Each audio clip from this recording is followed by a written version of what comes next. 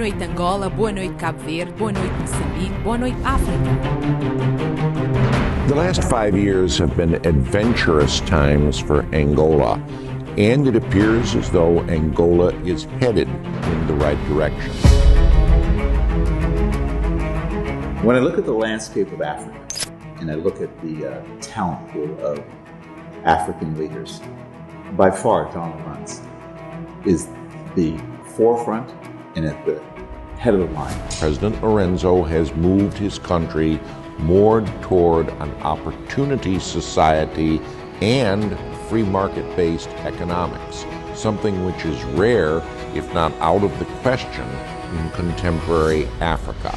Down a travel ban on 8 African nations. They're determined. If you see what has happened in Angola in the past 5 years, you realize that though it has not been perfect, if you see how the country has moved, you realize that the fight against corruption has been a key driver of the current administration.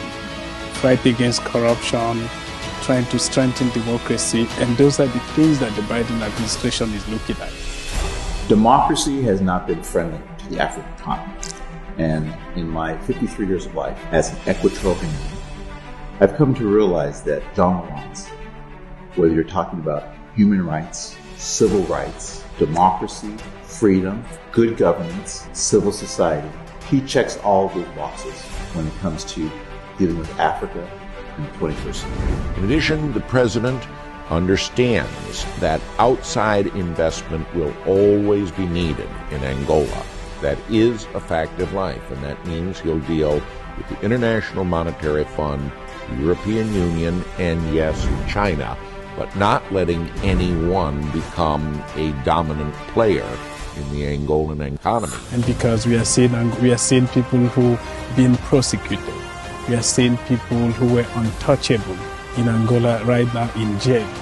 We are seeing people who no one could have believed that those people could have spent even a day in jail. We are seeing money being recovered from people. When I look at the next 5 years, I cannot see anyone on the landscape in Angola other than John Lawrence lead your people to the next 5 years with prosperity, health, education, and the socioeconomic viability that the country deserves. Overall, that's a pretty good record for 5 years, and when one realizes that President Lorenzo is only the 3rd president since Angola became independent, it's hard, and this is from an old political reporter, to assess any formidable opponent to him, and I question whether there should be.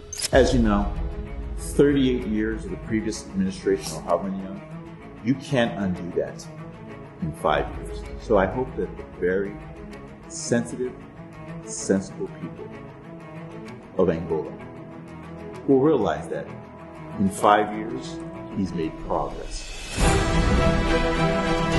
The country seems to be headed in the right direction. I just hope that he'll be able to maintain it, continue to fight corruption, continue to create jobs, and have that strong partnership with the U.S. As someone who has watched African politics for the last 30 years, I honestly cannot think of any other person whose music and words with regard to his ambitions, his pledges as a candidate, and what he's put in effect as a president. There's no one out there on that landscape. So Angola is in good hands, and I hope that the good people of Angola will do the right thing and re-elect him for another 5 years. Thank you, Gustavo.